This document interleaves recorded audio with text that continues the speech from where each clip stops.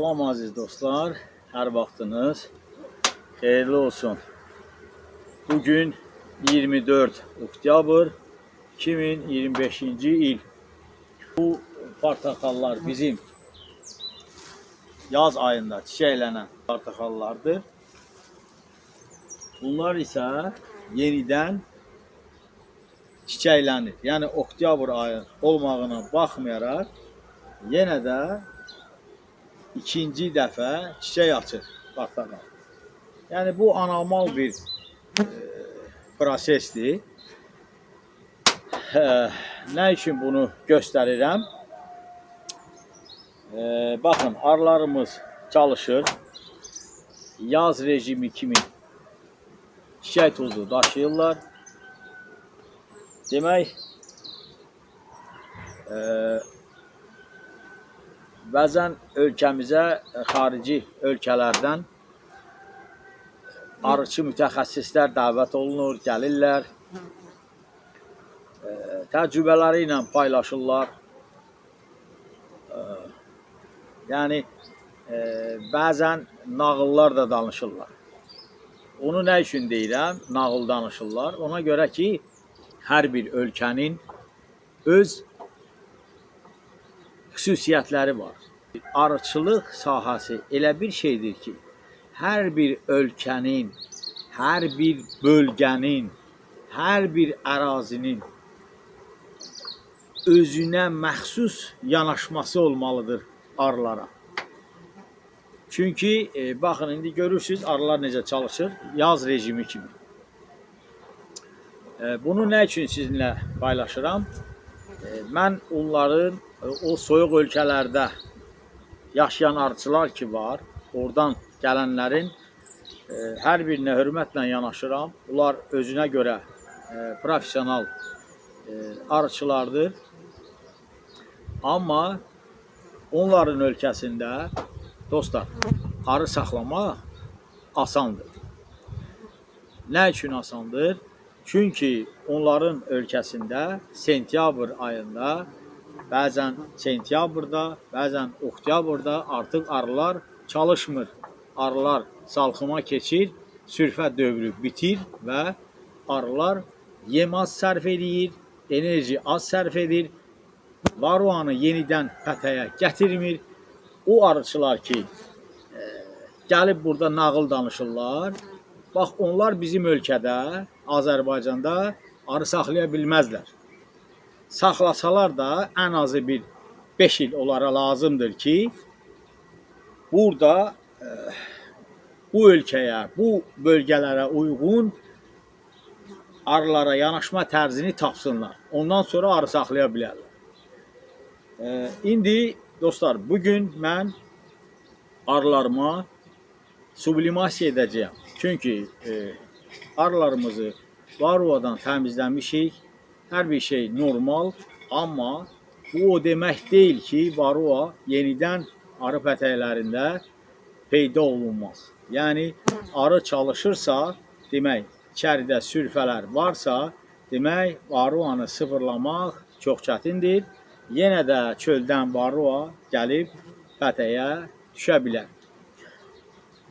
Yəni, indi dediyim kimi, o qədər də qorxusu olmasa da, yəni yazdakı kimi o artım indiki dövrdə ola bilməz varroanın, amma yenə də, çünki bu dövrdə kimyəvi dərmanlar, kimyəvi preparatlar varroaya qarşı verildikdə arıların immuniteti zəifləyəcək. Bunu hər kəs bilir.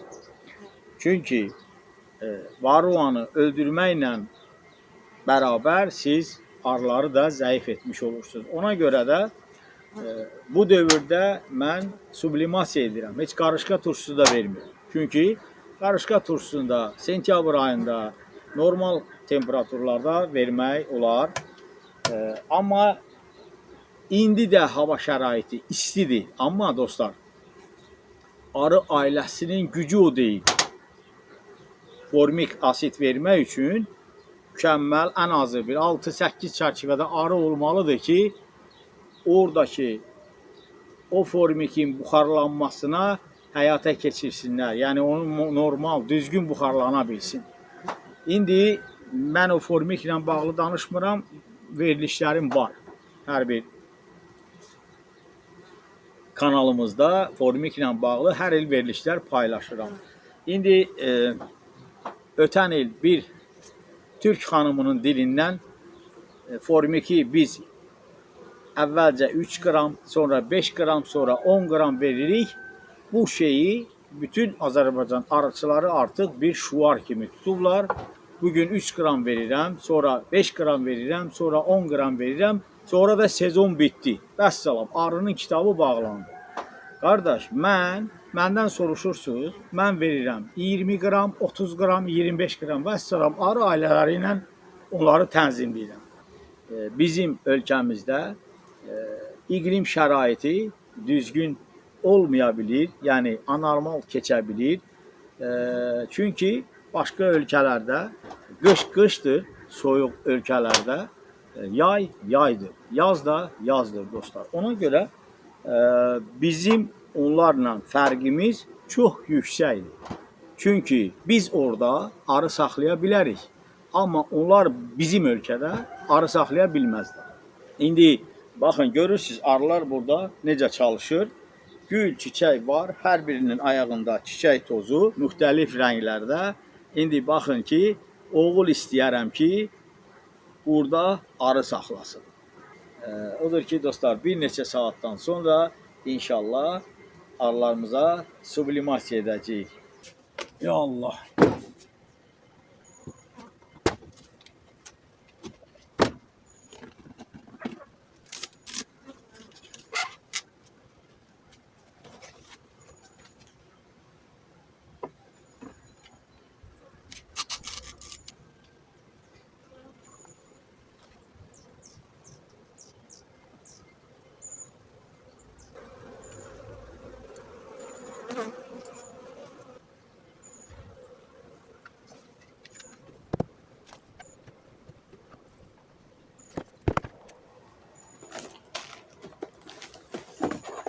Maska, eynək, əlcək vacibdir, lazımdır.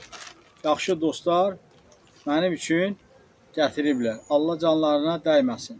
Məndə var. Yazmayın, maska lazımdır ya əlcək lazımdır. Sublimator, Qustar usulla hazırladığım sublimator. Bir neçə il bundan əvvəl bunu hazırlamışdım. YouTube kanalımızda da paylaşmışdım. Hətta bunun hazırlama qaydasını da dostlar paylaşmışam.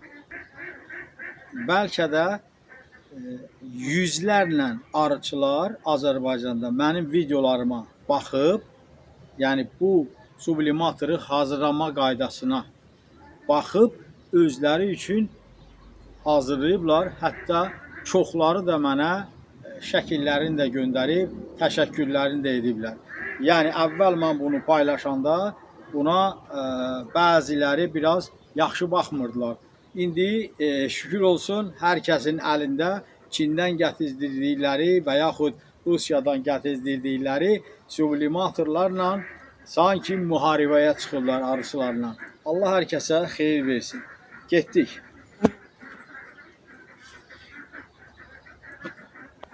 Arxa tərəfdən dəlik açmışam.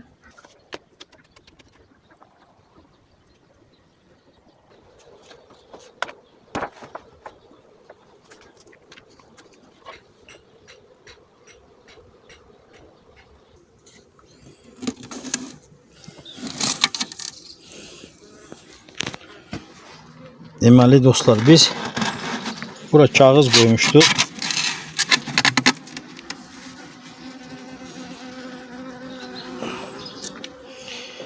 Yəni mən sabahı gözləmədim. Baxın, 1 saat bundan əvvəl sublimasiya etdim, bətəkdir. 1, baxın, 2. Çalışacağım, səliqə ilə çıxardım.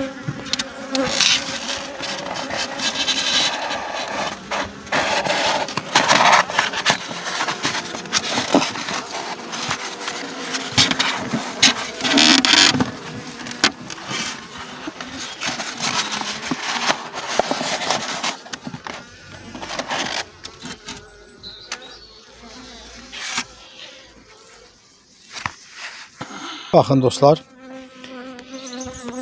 bir saat bundan önce sublimasiya ettiğimiz güclü bir pətəkdir. Altı çərçivəli tam dolu arı.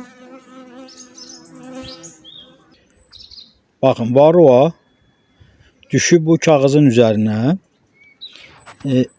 diridir. Bunlar da diridir. Bakın dostlar. Bakın. Bakın çabalayır.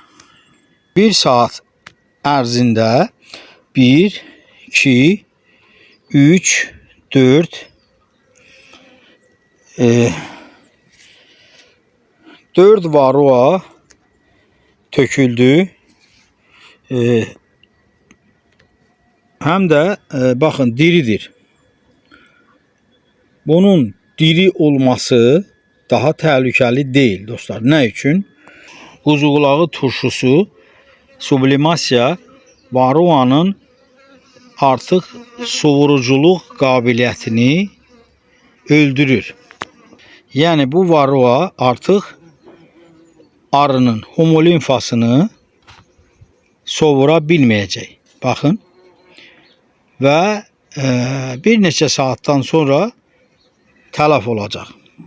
Oktyabr ayı olmasına baxmayaraq, arılarımız sağlam, mükemmel olmasına baxmayaraq, yenə də varroa var.